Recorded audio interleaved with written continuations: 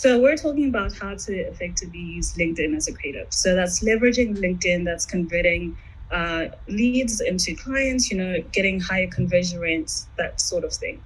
So, I mean, the first question we're going to talk about is to address what LinkedIn is. And I'm sure you all are aware of what it is, but it's also why we should care about it, right, as creators.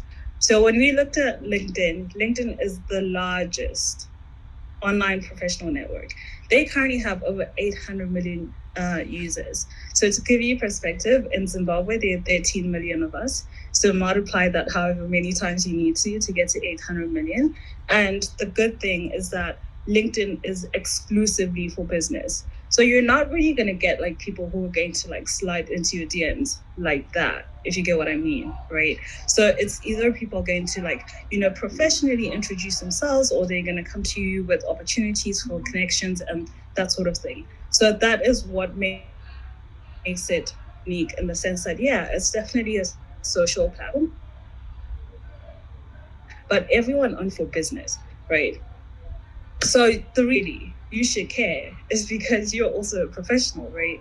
So the thing is to acknowledge that whether you're an illustrator, whether you're a graphic designer, whether in UI UX, right? These may be, I guess, quote unquote, like considered to be like more like creative, like things. And when we necessarily talk about like professionalism, people may be like, oh, like it's like suit and tie, that kind of thing. But I mean, we should care about LinkedIn because at the end of the day, as much as someone is a business professional, we are creative professionals and we have every single right to be on the platform as well and to share our work. I wanted to definitely like debunk some myths, first of all, before we get into it. And I think there's just been like a general idea that, oh, okay, if you're like a fine artist or if you're a photographer, like what are you doing on LinkedIn? Right? You have to be talking about how you saw, a hamster that was hungry and then you went to buy a pizza for it because it had to feed its family of five, or you have to talk about like quarterly returns. Like these are financial statements and this is what happened. So you're like, oh, is it creative? Like, where do I really fit into this mix? Like, how does that work? And all sorts of things. But here's the thing, like I've been saying, we are professionals in our own right. And LinkedIn is actually the kind of platform that allows for you to be able to like post your work, sorry, and market yourself regardless of your professional background, right? So this conversation is important because LinkedIn themselves have reported that even with nearly 800 million users, what they're actually noticing is that creators are still not using it as a marketing tool, right? So they're trying to actually create like platforms um, within the actual like platform where they have like LinkedIn for creators and like pushing for creators to be on the platform. So if you're kind of scared, like kind of nervous, don't really know what to do with it, this is why we're having this chat. So I'm going through like a few checklists, right? And as I'm going through them, maybe just reconcile this with your own LinkedIn profile to be like, what do I have? What do I not have? What could be better? What do I need to work on? And like I said, I again, just so that it's not just me like talking and we can maybe, see if everything that I'm saying is like making sense and then we'll pick it up from there. So I absolutely love this quote by Maya Angelou, which obviously says that you can't use up your creativity, right? The more you use, the more you have. And I think this is what makes creators like very powerful people on a platform like LinkedIn because we can break convention. The way that we think is very different. The way that we tell our stories is very different. So it means that instead of feeling like we have to be like boxed in and we have to have this like sort of like format, that everyone else has because of but you can actually express yourself how you are. You can express yourself just as much as how you express your art or your designs or whatever it is, right? That liberty means that we can actually just go out and do something completely different and unique with the platform. So the first thing that we're going to go through is optimizing your LinkedIn profile. So for this, we're about the hardware aspect of it, right? So we're going to go into more of, like the interface. Like, what are people going to see when they actually interact with your profile? in general, human beings buy products, we buy services, but we also buy into people, right? So we need to be able to foster an emotional connection with our network, right? Even if it's one person who's starting off in your network, up until it's like maybe 100 people or 200 people, whatever the case is, you need to at least make sure that you're able to get that sort of like personal, right, or emotive connection to the people that you're actually interacting with. So how do we go about this? Checklist item number 1, right? You've got to be able to check your profile picture. And this is basic. Says a lot about your brand. The last thing you want to do on LinkedIn is appear as an egg. So if you're on Twitter, you know what an egg is. You cannot afford to be faceless because this shows that you're not committed to your brand. It shows that you're not committed to your marketing. So make sure that you have a professional headshot. Invest in this if you need to. And the thing is, it doesn't have to cost you that much money because you could even get a friend, you can do it by yourself. Just make sure that you have a nice, clear headshot that you can use for your LinkedIn profile, right? Whether you're a photographer, and again, like I was talking about breaking convention, it's not about having them being like super like rigid and like all of that. Like, feel free to express yourself. Like, if you're a photographer, maybe have your camera in the shot. Like, if you're a painter, maybe have a paintbrush or something like that, right? Because this is LinkedIn for creators. So we want to be able to at least show some of our personality, even in our headshots, but make sure that you're still professional enough. So when it comes to mine, like, intentionality is like a really big thing for me. So I have this whole thing where I've placed my profile picture this way because I like to make it look like I'm looking at my work, but that's just how I think, right? But it's just to give you an idea, right, of how you can actually play around with this so that you still appear professional, but then you also appear as a creative, which is what you are at the end of the day. Checklist item number 2. You want to make sure that you provide a visual sense of what you do, right? Because subconsciously, because this is the first thing, bang, that someone is going to interact with, right, on your LinkedIn profile. So they're going to Google you up. LinkedIn, I believe, was like the 5th indexed site on Google. So they're going to Google you. They're going to see your profile. They're going to see your picture, but they're also going to see your banner, right? Because this is what they're interacting with first. So, I mean, what you want to do is subconsciously like imprint, in the viewer's mind, whether it's a recruiter, whether it's a colleague, whoever it is, right, who's going to be viewing your profile, that, hey, this is a sense of what this person actually does. So it could be your work, right? This is how I choose to express myself.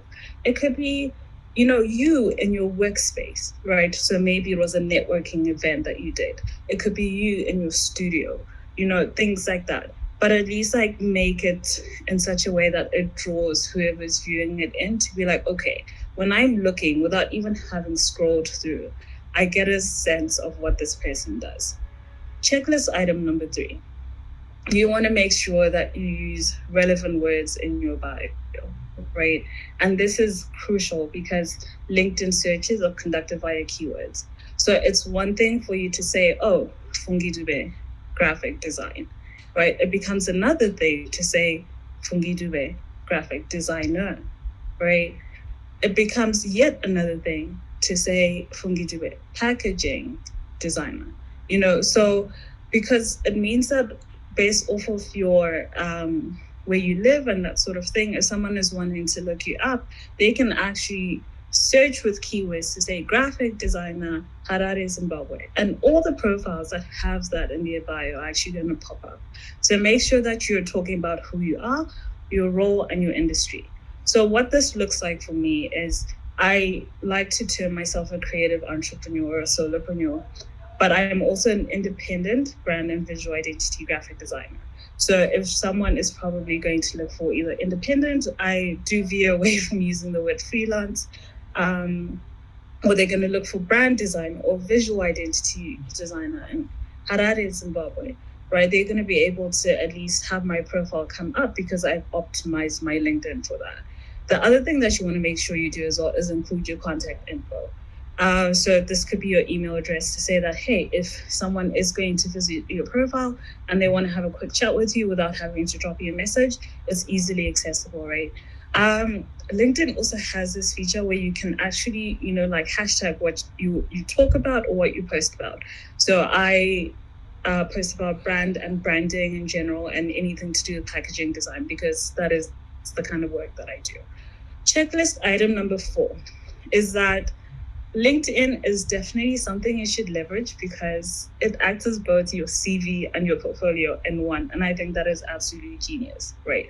And the thing is, what you need to be aware of, and according to their stats as well, is that people generally don't log onto LinkedIn every day. I can tell you for sure that I'm not someone who's even on my personal profile, like there every single day. I'm probably on my profile 3 times a week, right? So what you want to make sure you do is that there's enough content for people to interact with, right? That they can actually access in your absence, right? Say that if someone's going to visit your profile, draw them in without you actually being present, right? So that they feel inclined to actually reach out to you. So when I'm talking about a portfolio, I'm talking about this feature on LinkedIn. So it has a featured section where you can actually pin all the work that you've done. You can pin your portfolio and it permanently lists there. You can pin your Behance and it permanently lists there. So, regardless of what it is and how you choose to make use of this section, it means that if someone is visiting my profile on a Tuesday morning and I am dead asleep, right? They still have something that is like exciting and interesting to look at, that they will actually feel inclined to still drop me a message, right? The checklist item number 5 is, you want to come direct, right? You want to don't veer off from talking about yourself. What is actually really nice about LinkedIn is that it's a platform that allows for you to be able to brag, right? And to brag in the best possible sense of the word. So we're not promoting like narcissism, right? But we're definitely saying, hey, share your professional accomplishments, right? I know for sure that when I got onto LinkedIn, I was very intimidated to start off with because I made a major career pivot and I'm probably going up against people who have a multitude of awards and, all this design experience. They've worked for all these agencies and everything like that. And I've been independent from the very start, right? So I felt very intimidated because I was like, whoa, what kind of accolades am I going to talk about? And, what am I going to do about that? But what I quickly realized, right, is that you just want to be able to tell your story, right? In your own words, what inspires you? Why do you do the work that you do? What can you do for someone who is actually visiting your page, right? So the about section in LinkedIn is great because it's 2,600 words that you can make use of in a very smart way. You obviously don't want to ramble on in such a way that you lose the story, as someone is going through it, but you want to make sure that you at least share enough, right? So like I said, talk about your inspirations, talk about why you're in design, talk about your experiences in design, talk about what you can actually do for your clients. If you have things that you've done, if you have talks, if you've worked with notable clients, things like that, include that in your summary section so that someone who's reading through it can be like, oh, okay, yeah, they're definitely creative, but they're also a human being with a personality. And they actually, have made some form of progress in a way. So you definitely want to be able to talk about that. The other thing as well in your about section, still on this, is you want to include some form of a call to action, right? Because everyone's read about what I do and what inspires me, but what can I do for them, right? So this is an example of what I actually have on my LinkedIn page to say that, hey, after you've read all of these things about me, here's what I'm doing. I'm offering you services, right? And I'm telling you why, or sort of pushing you as to why you should work with me and why I believe that we should work together. So again, I have my contact info, right? In my bio, where they can access my email address, but also in my about section, I still have that right there to sort of hammer the message home to be as much as you can talk to me there, I want you to still email me here. Let's do this, right? So you want to make sure that you include that as well. So we are midway through, right? Like I said, little check-in, right? So for yourself here, after what I've been talking about, maybe kind of think about whether you've optimized your avatar, like what does your bio look like? What does your banner look like? Do you have your contact information on your page? Are you making use of your feature section? Do you have like a solid about section? Do you have a call to action? So I am just gonna stop sharing right here, and I will continue afterwards. But I just wanted to make sure, like, is this making sense to you guys? Like, you can leave like a thumbs up in the chat box or something like that. Is it clear? That sort of thing. And then from there, I can continue.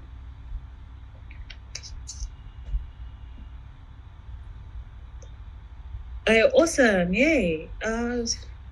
Okay, cool. Super excited that it's making sense, guys. Okay, cool. Awesome. So we're going to keep going, right? We're going to keep going. We're going to go on to the second section. Again, I will have a check-in at the end, and then I'll also highlight a few other things. But yeah, let's keep it going.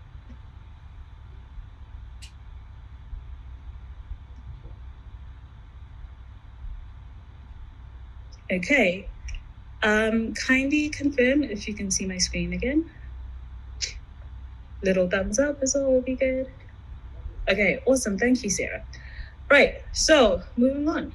Right, this is what we want to think about now, like how to increase our engagement and our client acquisition. Because obviously we want to make sure that we can convert our leads into like, long-term clients or whatever, however your business model is based, right? So this is where, right, and we're on checklist item number 6. This is where a bit of personal brand strategy comes into play, right? Because if you recall, when I started the talk, I was talking about how as much as people buy products and services, so they can see your amazing UI screens and be like, oh my goodness, right? But people also buy into that emotive aspect, right? So they buy into you as a person. They need to be able to foster trust, right? Without having met you, without having been in the same room with you, without even having had a virtual call with you. Like they just need to be able to feel like, hey, when I visit this person's profile, I feel like there's someone that I can actually trust with my money. I feel like there's someone who I can invest in or who can handle my business needs, right? So we want to be able to foster that kind of trust. So this now becomes important.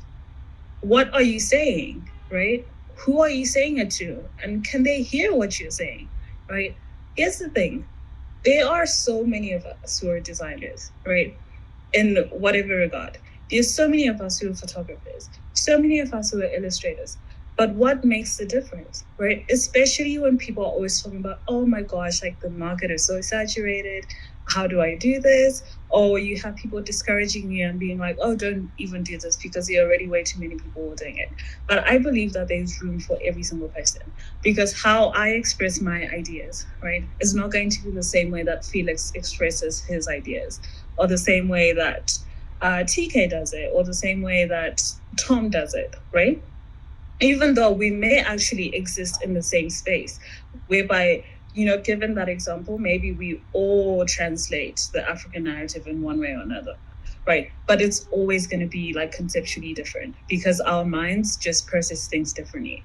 So personal brand strategy now comes into play to say, hey, who actually is my target audience? Right? And why is my message important? Like, why do people need to actually like listen to it, right? But how am I actually going to get them to actually listen to my message? And what do I need to do in order to achieve that, right? So it becomes less of just, oh, this is the work that I did. And more so, if I determine that, hey, I want for my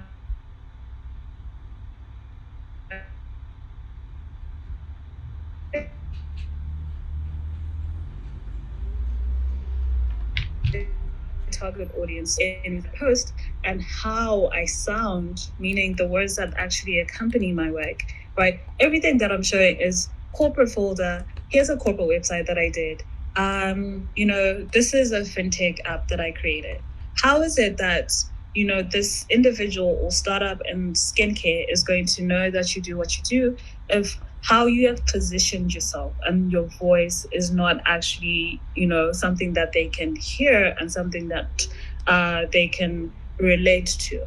So these are things that you need to consider, right? So break it down for yourself. As much as I said in brand design, specifically for me, I do a lot of brand strategy. So as much as I do that for my clients, like, you have to be able to be in a position to do that for yourself. Because the honest truth is you can't talk to everyone, right? There's no way you can serve more than one audience, right? And there's no way you can think that you can. It's actually impossible, and it's highly frustrating, and you will probably be very, very, very exhausted trying to do that. So just be like, hey, this is my market. These are the kind of words, right, that move my market. This is what they want to hear. And what kind of work am I going to show in order for them to be able to see that I do what I do? Because there's no way that, we can say we want to be able to work with these kinds of people if they can't see that we can do what we do. So this is why, right? And I just want to really stress this. This is why your personal brand strategy becomes very important. Like, make sure you know who you're talking to and make sure you know how you sound. Like I was saying, just to cap this section off, right? You just want to make sure that you have a clear, defined target audience. You know how to speak to them, and you know how, to appeal to their emotive or their emotions, and you know what you're actually going to post, right? So as we move on, right, for your personal brand strategy, this is what you want to make sure you sort of think about, right? So you want to take control of your pie. That's what I call it. So your performance, your image, and your exposure. So your performance would be the quality or the output of your work. Every single time you're delivering on LinkedIn, is it consistent work? Is it functional, aesthetic work? Is it meaningful, like substantial work? Right. You want to make sure that there's consistency throughout the board, because this then comes back to that feature section that I was talking about, that whenever someone then visits your profile, they want to make sure that they're viewing consistently good work, right? And whatever style your work embodies, right? You don't want to have too many disparities where things look, completely off to each other, but you want to make sure that there's a nice, consistent good flow. So that is what I'm referring to when I talk about performance. Exposure obviously would be your visibility, right? Sorry. Oh, I jumped sorry. So your image, right? Again, this then ties back to what I was talking about, to say, have you optimized your profile picture? Have you up a banner? What sort of, if you have any other like photo content like on your profile, like, is it consistent to your brand, things like that. Exposure obviously is your visibility. To say again, you cannot be seen until you learn how to see, right? So if you want for your target audience to be able to engage with what you do, they need to be able to see it.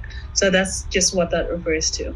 So if you are in the process of building a personal brand, or if you already have one and you want to take it to the next level, right? These are some of the tiers that you have to really consider when it comes to the final output and what you could potentially get out of that. So as we move on, this is checklist item number 7. And intentionality will take you very, very far. So this means that tying in with everything that I've been talking about, that you need to be able to develop like an authentic tone, right? Or an authentic voice. Everything should not like feel like forced, but it should feel like genuinely like this is Fungi, or this is Ben, or this is Sarah. It should feel like that. This is Femi. It shouldn't feel like, oh, this is Femi trying to sound like Fungi, right? If that makes sense. So according to LinkedIn, like studies and that sort of thing, like there was a question that popped up and someone was like, oh, like, how do I speak on LinkedIn? Do I speak in the third person? So it'll be like, Fungi Dube is a, brand and visual identity graphic designer, or do you speak in the first person to say, I am, right? And it really is subjective, right? But you have to make sure that however you're going to do it, like, it's consistent throughout the board. I personally that I prefer to use the first person because it feels more like I'm having a direct conversation with someone, and people can connect with me more as opposed to the third person. So whether you decide you want to write your summary in the third person or you want to write it in the first person, that's entirely up to you. Just make sure that everything is super consistent. But the important underlying fact here is that it needs to sound authentic. Like, let it not sound like someone else. Just be yourself, right? Be your professional self. And really just enjoy, like curating your profile and making sure that you drop bits of who you are in there, right? So this is an example, right? How I tend to write about my work or what I'm doing. So this may also help you to define what your voice is going to be like, right? Or what your tone is going to be like. Like, are you friendly? Are you sarcastic? Are you witty? Are you sincere? Are you empathetic? Things like that, things that you need to consider. So I find that I like to have a nice bridge between, talking about my work, but also showing a bit of personality. So on the left-hand side, that's actually a post I did by myself when I rebranded, and I had this like amazing new logo that I wanted to show the world because I was like, oh my gosh, like I absolutely love this. It's taken me 6 years to get there. And if you're creative, the hardest thing on the planet. Like, you'll design a logo for yourself and then 30 seconds later, someone will be like, oh, just design my new logo. And then you look at yours like, wait, I think it's time to rebrand again, right? So I had a whole post about that where I was like, hey, this is like my new visual asset that I want to show the world. And I wrote it just as that, as how I am. Just say, here's a lighthearted post, right? In case you're considering working with me, hey, here's some fun things to know about me. I love sunflowers. I grew up with dogs around me. I was training for a boxing match at some point. Very random things. But I had over 400 likes on this post, and I was absolutely blown away because when I actually did this, it was experimental to be like, hey, can I get away with this kind of content on LinkedIn? So now this actually ties back to what I said in the very beginning, saying that creatives, we have a superpower in the sense that we can actually break convention, right? So how we express ourselves doesn't have to be cookie cutter. You can actually go outside of that and beautiful things can happen. On the right-hand side, it's me talking about my work. Project that I posted, I find that naturally, I'm inclined more towards storytelling. So I like to give a little bit more insight as to why I worked on this project and what it means and where I got my inspiration from. So I find that this helps me to be able to connect, right, more with people who are viewing my profile, as opposed to just saying, hey, here's some UI screens I designed. Boom. They could be beautiful. And I can assure you that you're probably going to get the numbers and the views and the eyes on your work. But if you want to be able to tap in just a little bit deeper, right, to get more of that connection and to get a lot more people, right, actually coming to you in your DM and be like, oh, I saw your post and I was inspired by it, or I saw your post and I was moved by it, I'd love to work with you. You have to take it just one step further, right? Still, within this whole aspect of intentionality, right, you definitely have to be patient and be consistent. And I love that Felix spoke about this at the very beginning, to say it is work regardless. Whether you're trying to grow on Twitter, you're trying to go on Instagram, you have to be consistent and you have to put in the work. There's no way you can post and be like, oh, okay, I'm done for the year. That's it. Surely karma and some weird, I don't know, atmospheric spirit something is going to do its thing, or the universe is just going to do its thing. That's not how it works. You actually have to be intentional about your growth, right? You have to make sure that you're putting in the work. So this is a live action view of how my LinkedIn has grown over time. And I literally went from posting my some of my first creative outcomes, and there were literally 17 likes and 6 comments, right? And I was overjoyed. I was like, what? That's it, right? People are actually seeing it, right? And you can see my views were they're okay, they were decent. But it's over time, it's gone on to more people actually seeing it. So this is more recent, and that's about 21K views on my post, which is a lot. And this actually makes a difference because the people who are viewing your posts, right, could be other designers, but they're also recruiters, right? They're also captains of industry, right? Because LinkedIn connects every single person from any professional background. So you could have someone here in Harare seeing it, or you have someone in the corner of Czechoslovakia somewhere seeing your work, right? So, but this is all about consistency, right? To say it's over time. Be very meticulous, be excellent, right? Work hard. And even if you're not getting the kinds of eyes that you want on your work as yet, the more you actually post and the more you build your network, the more you're going to be visible. So just take your time with it. Be very kind to yourself, right? There's no instant gratification in this thing. Not all of us go viral overnight, right? The reality of the matter is that a lot of us actually have to work hard. You have to be in the trenches, right? You have to do all the grunt work.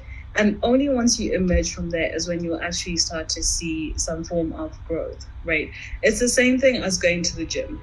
You cannot work out today, lift, weights today and expect to have muscles tomorrow. It's not going to happen. But hey, you've been doing this for 3 weeks. All of a sudden you're like, oh, is that a bicep I see? Right. That's exactly how it works, right? So just be super consistent and be patient. Checklist item number 8. LinkedIn is very dynamic and very energetic. And I mean this in the sense that there isn't just one format that you have to follow when it comes to your work or how to express yourself, right? You can add media, you can add links to articles that interest you or interest people within your network or interest, people that you work with. Or you can write something that showcases your expertise, right? So as much as I can post my work, I can also write articles on things that I think I know things about and that sort of thing. This is something that I am working on, but I have 2 articles up on my page. But just to show you that, hey, as much as you can, get leads and generate views and that sort of thing from actually posting your work, you could also write about things that could be relevant to people within your network, right? Because that's also going to help with your engagement and that's going to help for people to relate with you in more than one way. Checklist item number 9. And you definitely want to make sure that you're on this, right? Make sure you take time to update your profile. It doesn't even matter if it's the smallest win ever, right? Someone will be like, oh, surely, you don't need to put that on your LinkedIn profile because you just got selected for, I don't know, I'm trying to think of a random example. That, hey, you were top of your university graphic design class. That's a big deal, right? It may not seem like it's something amazing to someone who's been designing for 7 years and they have I don't know 150K followers on LinkedIn. But for you at that stage in your life, that is a major accomplishment. So make sure you take time to update your profile. Hey, you joined a new company. Hey, you learned a new skill. I just completed a course in UI, UX design with Udemy, whatever it is. You started your own business. You collaborated with someone. You're giving a talk. You're having a webinar. Update it, right? Because the thing is, especially when it comes to recruiters and that sort of thing, people want to be able to see that there's some form of progress in your life, right? So things are not stagnant. And like I said, they may not be massive things oh, I'm now the head of software development at Apple, or I got picked out of 10,000 people by Google to represent Africa when it comes to this or da. It could literally be in your hometown, right? But just the fact that you're moving on and you're doing things and it's showing that, hey, this person is working and that sort of thing, that makes a difference. So do not by any means let any cobwebs grow on your profile. There's no way you can go an entire 3 months, an entire 6 months, right? And there's nothing new happening on your profile. You must work actively, and the big ones too. And then the last checklist, right? is to make sure that you establish like-minded and like meaningful connections. You definitely don't want to, like be in like people's spaces like that, because, as much as that can be overwhelming in real life, it can also be overwhelming on the internet, right? And the saving grace about LinkedIn is that you don't need like a million connections, right? You just need the right ones. And I would want to say that this applies to any social media platform that you're on. I think there's a general misconception that you have to have like a massive community for you to be able to like and like that's and generate like good leads and that sort of thing, but that's not necessarily true. Yes, having a massive community can help, but at the end of the day, you want to make sure that you have more meaningful engagement than anything. There are smaller accounts that could be making way more money than the massive accounts, right? Because they've actually managed to, like hone in on the fact that, hey, I just need to make sure that I'm interacting with the right people, and like the way that I interact with them, makes them feel welcome and like makes them feel accommodated on my profile, and they feel like they can trust me and I can actually work with them and that sort of thing. So even from that, you can demand like very high prices for your work, but you could be, less than 1,000 followers on Instagram, and that happens all the time. So the thing is, like, just make sure that you foster like those meaningful connections, right? If you need to send someone that DM, right, this is where you do it. Don't be afraid as well. Like, if you have a project that you're working on and you're like, oh, okay, so it happens that I've actually just Googled and I found that the marketing manager at LinkedIn, this is her account. I have this idea, right? There's no harm in actually just reaching out to someone and be like, hi, like, my name is da da da, this is what I do. I was hoping that we could have a conversation because this is what I'm thinking, and da da da da, right? What I've actually noticed about the internet is that it's so rare, right? At least from my experiences, and I know from the people that reach out to me, it's so rare that someone's going to be like, oh, get out of my DM. Like, you're actually like annoying me or frustrating me.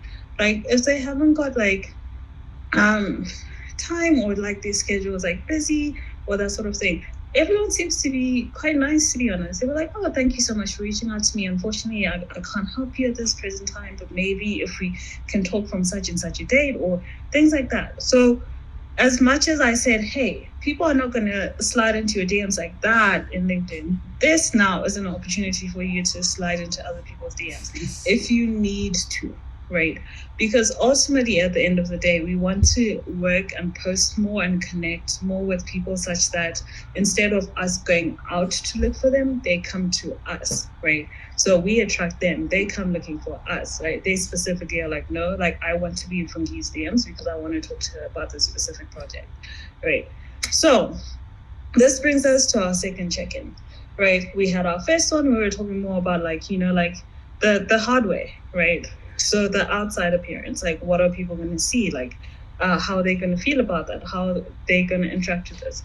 But now this is more of like the internal stuff, like the software, right? So who's your audience? Like, how do you sound when you speak to them? Like, how consistent are you? Are you showing some level of expertise in your work?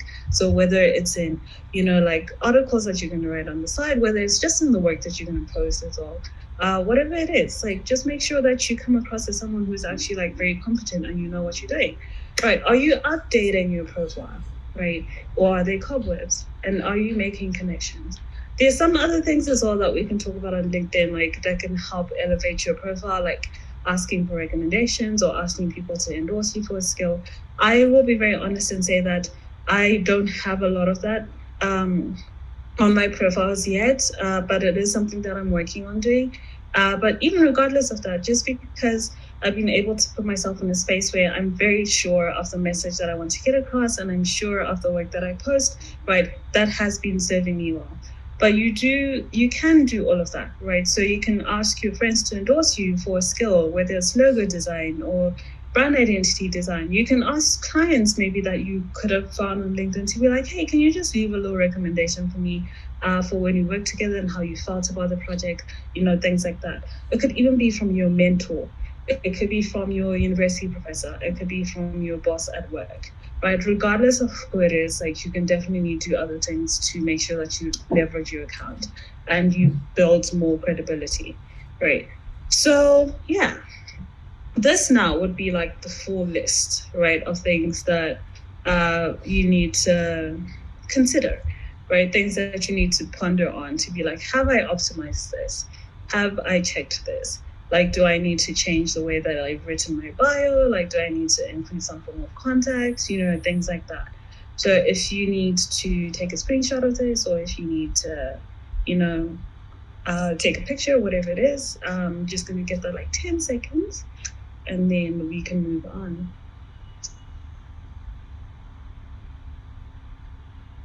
Okay, so again, that is the end of my deck. Thank you. I am someone who absolutely believes in like creating like very strong like creative landscapes and like unifying creatives like through sharing knowledge. So regardless of where you are, right, listening to this, I am super, super grateful for you coming through, and I hope that there was value for you. I may not have met you physically. I may not even have met you virtually yet. But I am definitely rooting for you because I believe that there's space for all of us to win. There's space for all of us to thrive. And we definitely need to demystify the notion that creators can't make good money and that sort of thing, because it's 2021. And if we've learned anything from what we've been seeing like creators do this year, is that you can definitely position yourself appropriately and make a good living from your creative prowess and your craft. So with that, if you'd like to connect with me, all my social handles are at the bottom. So obviously LinkedIn is there, Behance, Fungi Dube, my Twitter and my Instagram. If you do have any questions, I will take those now. But I also just wanted to take an opportunity to actually show you like what my LinkedIn profile looks like, because you may now be here and be like, oh, like I actually don't know how to like navigate this profile and this platform, and I don't know what you were talking about, and I saw all the examples you gave, but like where are they and where do I find them? You could be a first time, and that's perfectly okay, right? So I'm going to go ahead and actually share my LinkedIn profile with you.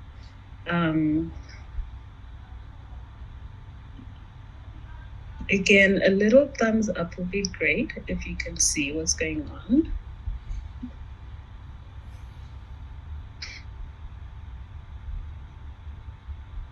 Yeah, can you guys see my LinkedIn? Yeah, I just wanna.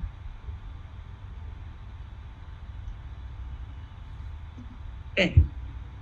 So can someone just like confirm if they can actually see my link? Okay, cool. Thank you, Richard, Sarah, and Joshua. Okay, so this is what I was talking about right now, right? To say, one, optimize your banner, optimize your profile, right? You want to optimize your bio. So my contact info is here. If someone needs to email me straight away, that's already there. Okay. You will also, okay, these are my stats over the past 2 days, but you want to have like your featured section, which is also here. So this work permanently lives on my profile. But what's actually really nice about it is that you can customize this in such a way that, you can sort of customize the order in which you want people to be able to view your work. So yeah, there are only 4 screens that are going to show, but there's a lot more, right, that's hiding in my featured section. So if someone wants to just have a scroll through and like see some of the work that I've pinned, then they can definitely do that. If I feel like, oh, I need to switch the order around, you can definitely do that as well. So have that on top, and then sort of determine the sequence in which you would want people to interact with your content. So that's something that you can do for sure. About section down here, right? So you can put in as many words as you'd like, or, as little words as you like. As long as it's something like substantial and allows for people to actually get insight into your personality, some of the things that you've done, your major accomplishments, and a little call to action, right? So, yeah, that's that. And then again, this is your experience. Like I said, I have a lot more experience outside of creative work because I wasn't always a creative. So like I said, I was intimidated because I didn't have a lot to write about, right? It's not like, oh my gosh, look at these like 5 lines of experience and stuff. But I've just been myself as a solopreneur, like being an independent designer, also done some creative direction on the side. My education is just that. My certifications don't have a lot of that going on as well. Volunteer experience, like I was saying, this is something that I'm working on for sure. So like skills and endorsements, and then getting recommendations is something that I just recently started working on. So I'm asking like my clients who I've gotten through LinkedIn and who are on LinkedIn but did not get through LinkedIn, like just to leave recommendations for me. So that's something that is in progress. So super cool. I actually have another one pending, which I'm excited about. And then yeah, interests. So yeah, this is basically, things that you really want to be able to maximize on. And the thing is as well is that you definitely have like other options depending on what you want to be able to do. So LinkedIn has all these other products that you can capitalize on. I currently and this is only like for you if it's something that interests you, but I am on the premium version of LinkedIn at this very point in time because of this feature, right? So and I think that they're actually having like a 2-month special, I think. So it's half the price for premium. I'm not always on premium, but depending on what's going on, like I will want to maximize on that because there's LinkedIn Learning. So there are all these courses that you can take, in graphic design and typography. So this is definitely, because I'm currently learning how to design type. So this is something that I'm like super interested in, right? So that's why I opted to at least like get the premium version.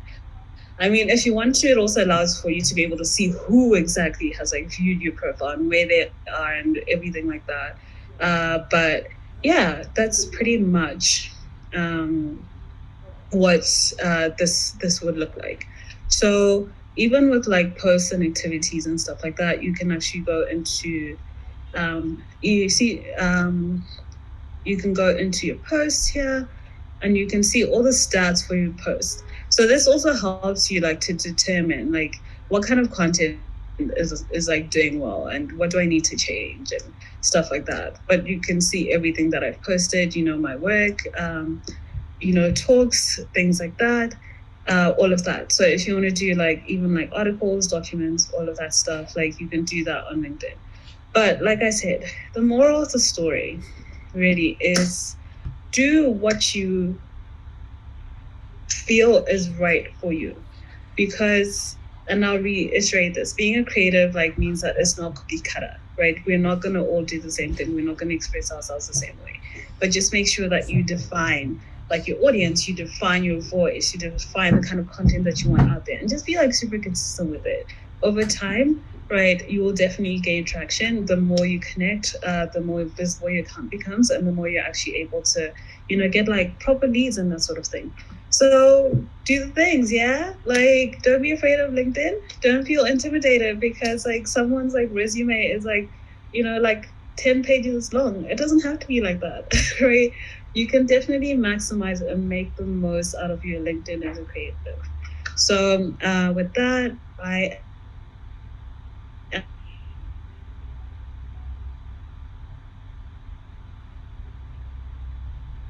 I'm going to let him take over for now, and then you can know what the next name will be like. Okay. Hi everyone. I trust we had very lovely time and we've learned quite a lot. So Fungi, some people have questions. So would you like to take them now? Yeah, sure. I can take the questions now. Okay, so there is Maya. Maya said that thank you so much, Fungi. This was so helpful. Then on to our question. She said, how about if you want your personal and business brand to be separate on LinkedIn? For example, you have a design studio, which is primarily how you get clients. How do you marry both? So that's a question. Yeah, so you can definitely do that because you can have your personal LinkedIn, but if you've noticed, like there are design agencies or communities that will have separate LinkedIn pages as well. So for instance, like just to give you examples, like IK, like he has his own personal LinkedIn, but he has a page for Creative Fairy, right? Which is his or like he'll have his personal LinkedIn page, but then he also has a business page for Mam Gobozi, which is the design factory that he runs. So you can definitely do that. It just means that as much as you're being told to optimize your business page as well. So it's twice the work, but it could potentially be worth it at the end. Okay, Maya, I trust that's answered your question. Okay, so there's someone else, but I'm not like it's not much of a question. So the person said that they recently transitioned into tech, and their LinkedIn is scattered from all the things they've been doing before. So it's more like migrating to another field, and you already have a pre-existing, yeah. So they want to know whether consistency apply to them or it doesn't. Okay, so it definitely does. And I'll tell you this because I, like I've been saying, I am a scientist by training. I worked in education, and then now I'm a full-time creative, right? So I had to shift my entire brand, right? So I want people disassociated. Not to say that it's not part of who I am, but the first thing that someone thinks of when they talk about me is not to say, oh, Fungi worked in education, because no one really knows, but except for the people who were there when I was doing that.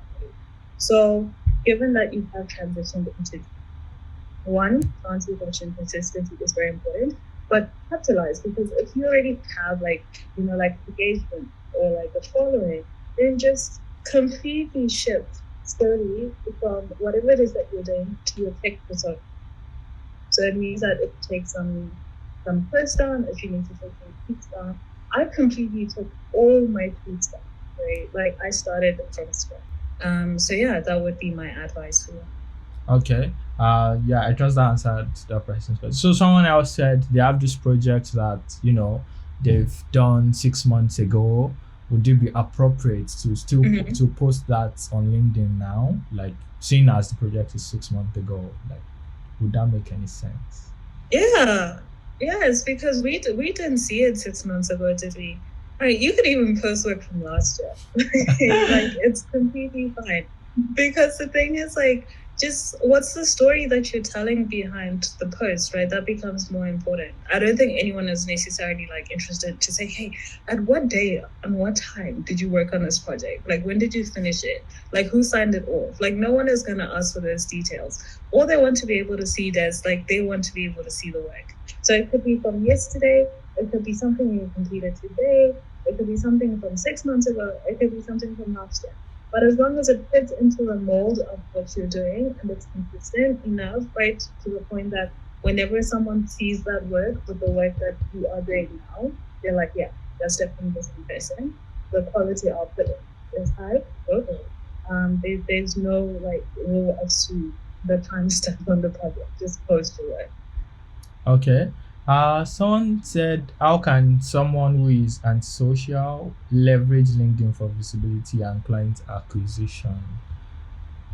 That's a good question. I think what's nice about the internet is that unless if you're physically like having to like meet with people like what we're doing, like offices is not even visible, but you can see my physical face, right? Or feel my physical presence. Like you can actually leverage on that because you just have to be able to, like write well and like know how to pass your work and that sort of thing. I don't think that it's a matter of saying, hey, are you like super extroverted? Like, are you super introverted? Because we're all behind our screens at the end of the day, right? So it's just me being very intentional about what I type out and how I'm going to process so that I can actually leverage like on my work. But it then becomes a different story now if you then ask me to say, oh, like once like I have to have like client meetings or like virtual calls, like how do I handle that? But if you are introverted, it's perfectly because like I said, it's all on your screen anyways. So just make sure you know how to position yourself even with how you sound in your words and how you express them. Okay. Yeah, very awesome answer. Adera want to know if how do you like what should you do when people, in their words, let me read directly. Please, what do you do? What do you? Oh, sorry, this is very confusing. Okay, I guess they just want to know what you do when people don't respond to your posts. Okay. So this is something that I alluded to say that you have to at least start building some form of a network, right? So if you are new to LinkedIn and it's absolutely no people in your network, like it's highly likely, right, that you're not going to get any sort of engagement in your posts because there's no one to see it, right? So you have to at least start by building. So that is what I would encourage you to do, right? To say build your network first. So connect with more people. So whether it's people like within like your friend circle or people you went to school with or people that you work with or people who inspire you or companies where you want to work, just send like very meaningful like connection invites to them. You can even what's nice about LinkedIn is that you can send connection invites with a small message to be like, hi, my name is, and I would like for you to join my professional network, things like that. So send those out and get at least like a few connections going, right, within your network. So that once you actually start posting your work, right, they can see it and they can engage with it. But the more they engage with it, like their network also engages with it and their network also engages with it. So if you're at that stage where you're not getting like any form of engagement, and I did show you like when I started off, like it was probably like you see like 17 likes and 3 comments or 15 likes and 1 comment, things like that. But over time, because I sent out meaningful connections to other people within the design industry and I started posting my work more, like it sort of follows a natural path where you may even find people like resharing your work on your behalf and you're not even there. And you're like, that is so cool. Like I have people in internet who are rooting for me and they've never met me before. So that is what I would encourage you to do. Okay, yeah, that's really awesome. So Adana wants to know. Sorry, I think Adana wants to know. For someone working full time at the company, how do you create your own voice plus creative space outside of your company's identity? Oh, I love that question because I feel like I can relate to it.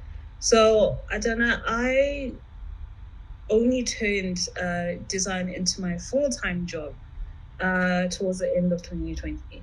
So on the 17th, which is next week Friday, it will be, I think it's Friday. Yes, it is a Friday. That'll be a full year for me as a creative entrepreneur. But I was already designing anyways, right? Because like I said, I had a full-time job that I went to, and I knew that I had to put myself in a space where how I was defined at work was complete to my personal work, to my design work. So I would encourage you to and sort of and put actual pen to paper. So when it comes to yourself and your work and how you express yourself, like what is your value system? Like what is it that you want people to be very aware of when they connect with your work? So for example, for myself, it'll be intentionality, it'll be consciousness, it'll be calculatedness. So I know that when I'm working any project or I'm laying my work to the world, I want to be able for them to engage with it and know that I thought about what I wanted to do with the project, like with the final creative outcome, right? There were some calculated steps that I took. So there was a bit of strategy, right? But then there was also a sense of awareness to say, hey, let's bring light to this or let's highlight this aspect of Africa, right? So definitely define your value system, define your mission statement. Like, why are you doing what you're doing? Like, and your illustrations are beautiful, by the way. I just wanted to say that. But like, define like what is the greater cause? Like, what is it that is driving you to actually work on this? So in my instance, so that you have like tangible examples, like I want to always be able to elevate the African narrative. Like I want for Afro positive sentiments to come out of the continent. Like I want for like other inspiring stories to be told about Africa other than what we see on Google, right, or on Google Images to be specific. So just take time out really to figure that out. If you need to talk to a brand strategist friend, that would be a good thing as well, because sometimes you don't really know what our voice is, and you don't really know like how to say things, and and that sort of thing. So that could be something to do. But for anyone who's listening who's in the same sort of like space as Adana as well, like just make sure you are self-aware, because once you're sure about that, right? I can even tell you, like, once you're sure, like, and like super self-aware as a creative, even when it comes to branding yourself, like, it becomes easier because you're like, oh, I just got the I'm an empathetic designer who's passionate about, like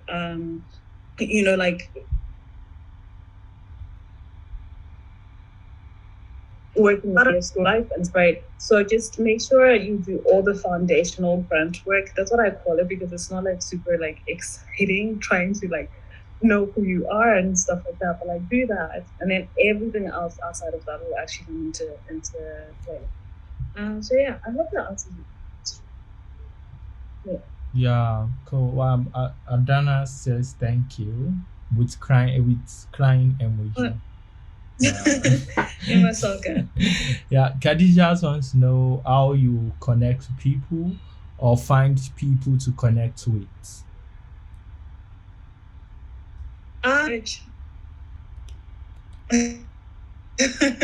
So like I said, for instance, like especially if you're starting out, like you can start with people within like your circle, right? If I went to the University of Lagos, I don't know if such a university exists, but It we use does. that for We this call it example. Unilag. Oh, it does. Yeah. Oh, Unilag. Okay, cool. Alright, so if I went to Unilag, right, and I know that I learned with Felix, I learned with Sarah, with Precious. I'm reading the names that I can see like immediately on the screen. Ayoola, I hope that's how I pronounce it. Then I know that I can, send them invites and be like, hey, be my friend on LinkedIn. Right. So that's how you actually find people to connect with.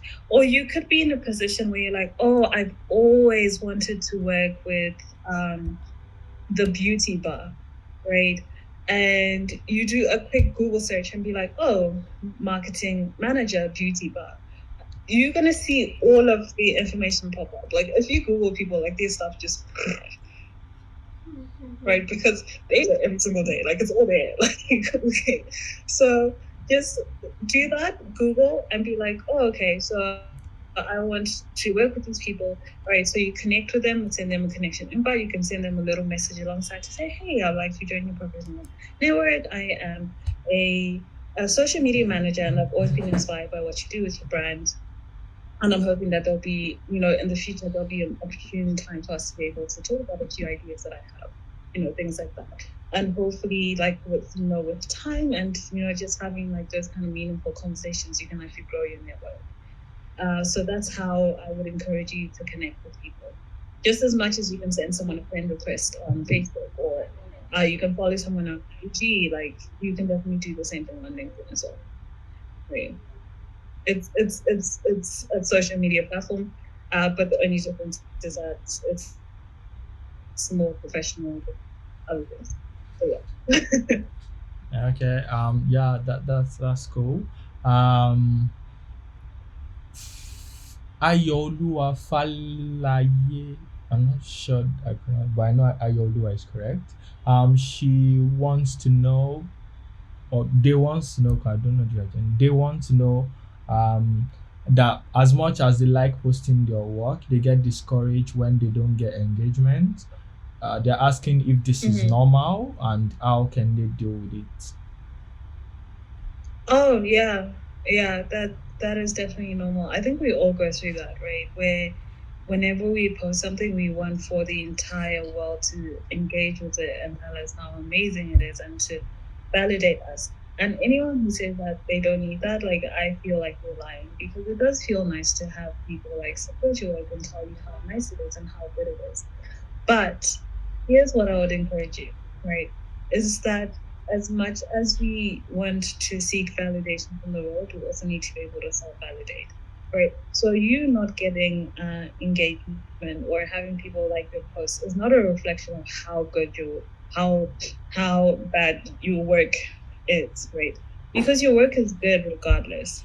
right? You don't need someone to endorse it and be like, hey, your work is amazing. When you know that at whatever stage you are in your creative career, you're putting your absolute best, right?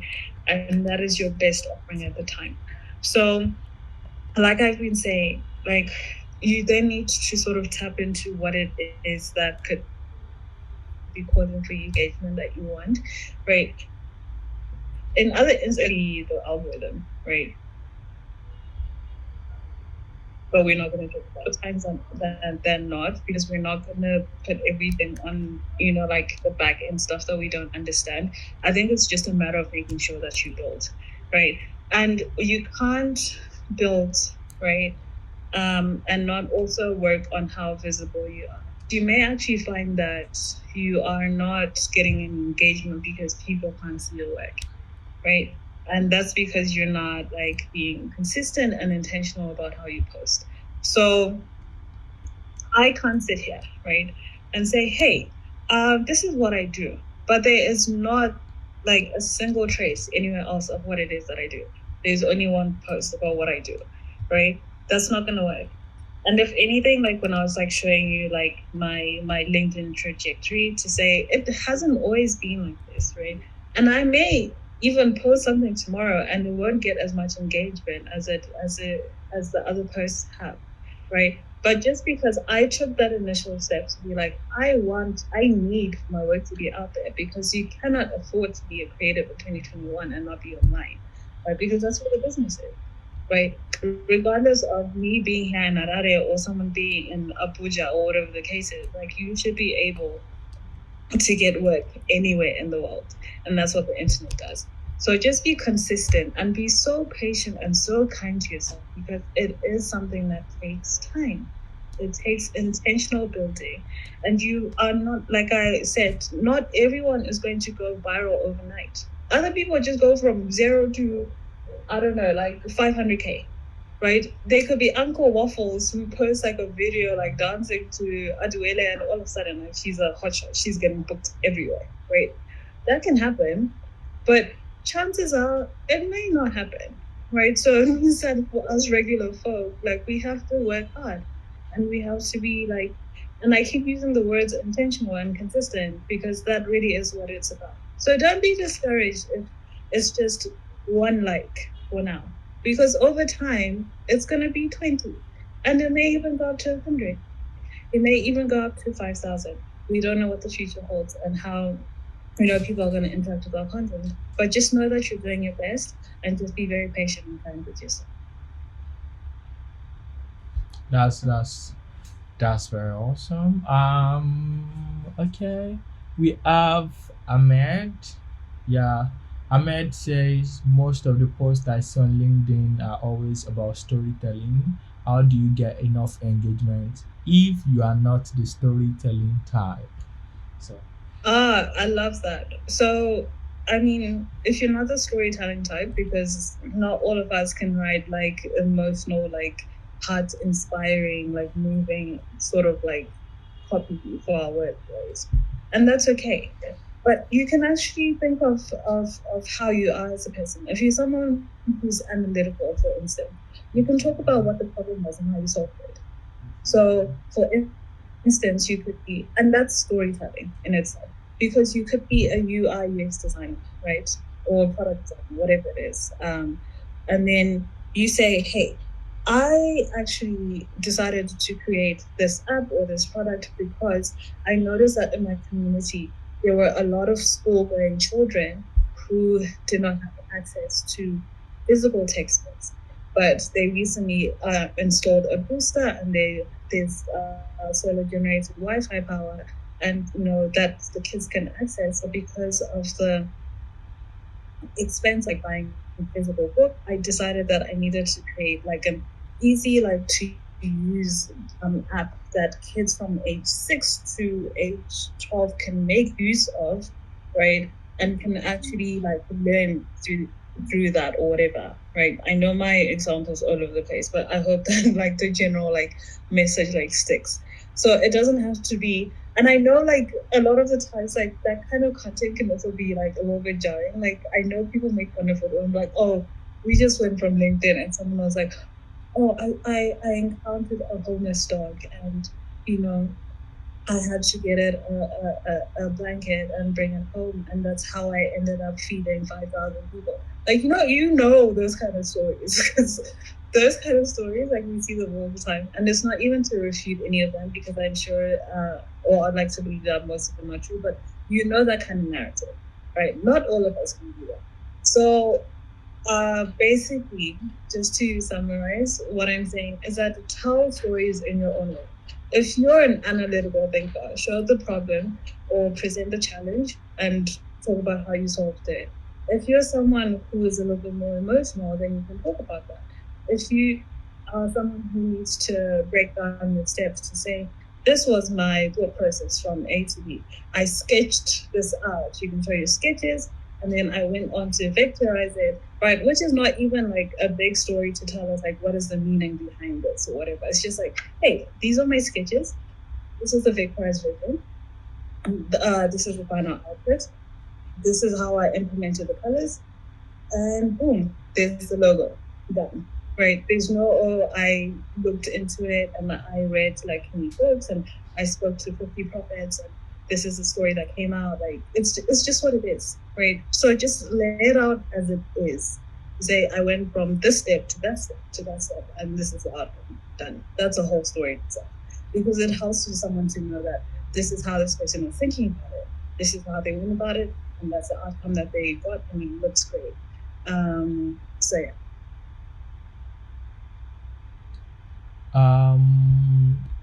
Okay. Okay, Adeyera is asking me a question.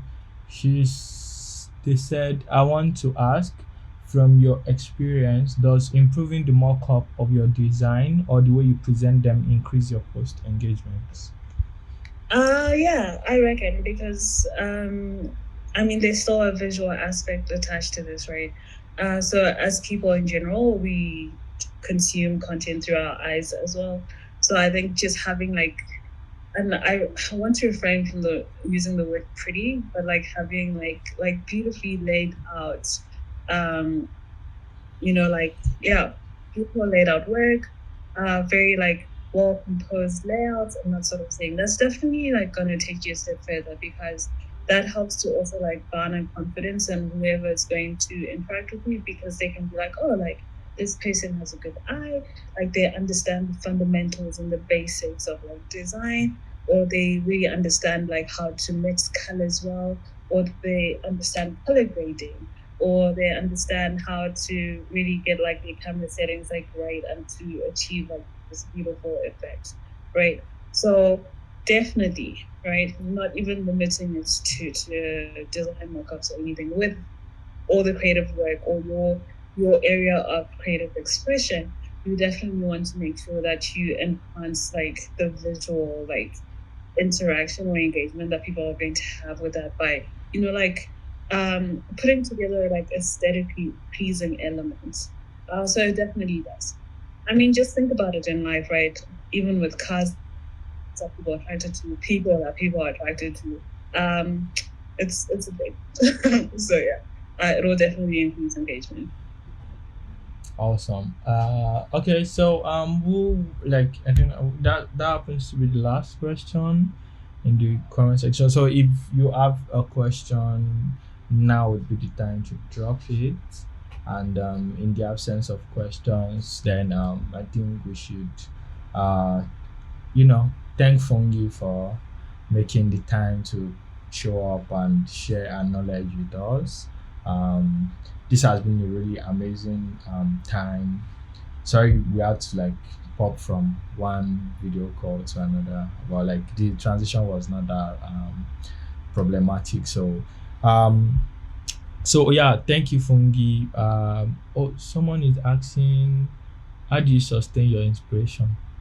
That's not related to LinkedIn now, but don't worry, you can go ahead and answer if you want to answer. Oh, I don't think anyone can. Right? I think I'm assuming that we're all creators in the room. Like, are you always inspired? No. I definitely have days when I don't want to look at anything work related. I don't even want to be on my computer. I just want to sleep and eat and do everything else. But what I've noticed is that taking a step back, especially when you're experiencing like creative block, goes a long way. So I will try and do everything else, but actually try and work. Like I will take a walk, I will interact with other people's like creative expressions that are outside of my field of brand design. So whether it's like music, whether it's art, whether it's sculptures, things like that, is what I do, because I actually find that when I like interact with their work and their process and understand their why behind certain pieces and that sort of thing, I'm like, oh, that's actually giving me an idea for what I could potentially do for my next client project or for my own personal passion project. So that's how I sustain inspiration, but I'm not always inspired. Sometimes inspiration comes at the 99th hour where you're like, oh, snap, my deadline is tomorrow and I have nothing. And then you're like, okay, what can I do? What can I do? And boom, it just comes like that. But yeah, I do find that being able to interact with various forms of artistic expression or creative expression help me to stay inspired. And I read books too. You should read if you're creative. It goes a long way. But yeah, that was a side note, but it's important. Cool. Awesome. So okay. Somebody said you have an article on freelancing may be scary. Mm-hmm. Yeah, I think you should share the link because like someone said people might want to read it. Okay, let me grab that link now. Okay, that would be super awesome. So guys, I think we should, drop some hot emojis in the comment section, some thank you, some, really nice comments. Like appreciate Fungi for coming today and for showing up. I'm not seeing the messages, I'm expecting them. Okay. I would really wait until I see them. So yeah, Richard. Thank you. That's a whole lot of emojis. So more like that. Okay, yeah, this is super awesome. So I tried. I recorded the session. I'm not that very good at editing, so there's some. But then you guys manage it like that. When I learn how to edit videos, I will be doing that. But so I would upload it to YouTube. This is currently at almost 8 gig. So anyways, I'll find a way to compress it and upload it to the internet so that people that were not able to show up, or if you need to reference the knowledge, you can always have material to go back to. So I shared the links to follow Fungi, connect with us on LinkedIn, on Twitter, on Instagram. Anyway, just connect. But I think the link has gone up. So if you can't find it, don't worry, just search Fungi's name on Google. She has very nice SEO ranking, so you'll find her easily like that.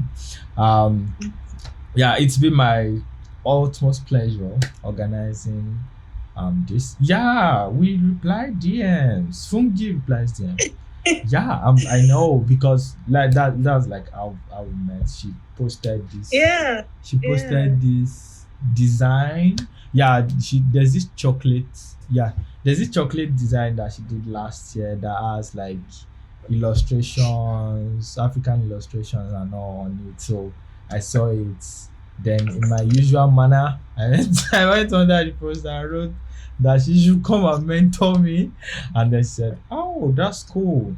So yeah, then I sent her a DM, and a year later, here we are. Yeah. It's the power of the internet, and I appreciate it. Yeah, so she does reply DMs. And I reply DMs too. Though I don't say any reason why I want to DM me when there's Fungi, but I reply DMs.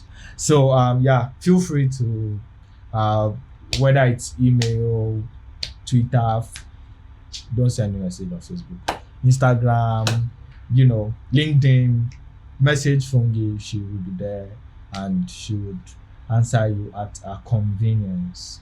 And yeah, this has been an amazing session.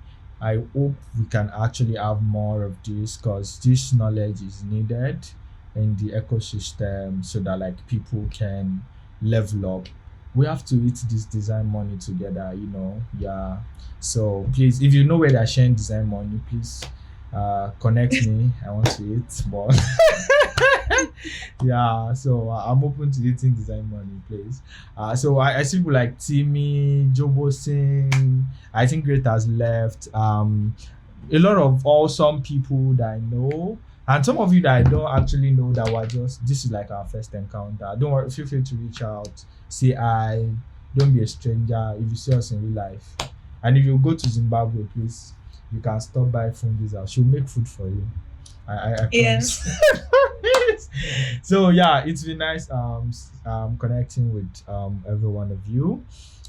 So you all can turn on your video to so that we can see your beautiful faces. That's if you are in a place that you can you know turn on your video. So hopefully we'll have more sessions on other topics, and yeah, so please feel free to stay tuned. I think there's if you're trying to start a design studio, or you want to pivot from being a freelancer to having an agency, Paystack is holding a session on that on Wednesday, and they are featuring uh Sheyi, or Ogbeni Sheyi Olusanya, is the creative director and co-founder at That Design. So if you're in Nigeria design ecosystem, I guess you would know. They've done a lot of like very amazing work. So they have a space on Wednesday to talk about that. So how to pivot from being a freelancer to becoming an agency and things like that. So all these kind of events, if you see them, share them with people in the ecosystem so that all of us can, learn together, move on together, and get more money together. You get, yeah. So Yeah, we need the money. Yeah, that's very come very on. important. We also slightly together. Money. Yeah, I want to go to Dubai, and you know what they do in Dubai. So yeah, so yeah, till we meet again. Maybe we're having another session, or maybe on other calls. Yeah. So yeah, we have technically initiated Fungi into Nigerian design ecosystem. The only thing that is missing is for us to give our Yoruba name, or it's Igbo name like that. Anyone. So yeah, this has been awesome. Feel free to talk to people that you meet on this call, reach out to them, ask for their handles, how you can talk to them. This is how you start connections, right? So if you've been seeing somebody with nice profile picture, ask for the person's, I'm just saying, no, it doesn't have to be, but just ask for the person and do hi, collaborate. Yeah. If you want to work on a brand project, you don't do illustrations, you can get someone that does illustration. You do the brand work, the person does the illustration, somebody does the motion. Just charge the client very well, and to split the money. The work will be very good. You put it on a portfolio, people will really like it, because all the people that handled each aspect are very good at what they do, as opposed to you just carrying YouTube tutorial and watching it to do this stuff. You can share it with other people, and maybe when the money is not much ahead, you can watch YouTube video to rough everything and stuff like that. So please, let's collaborate more, and let's have a healthy collaboration spirit, as opposed to like competing against each other. There's more than enough clients to go around, and yeah, so to progress and more money, that's very important. More money. Yeah, so take care everyone. It's been nice having you on this call. I hope we meet again. Thank you very much. Is your host Felix. Peace out.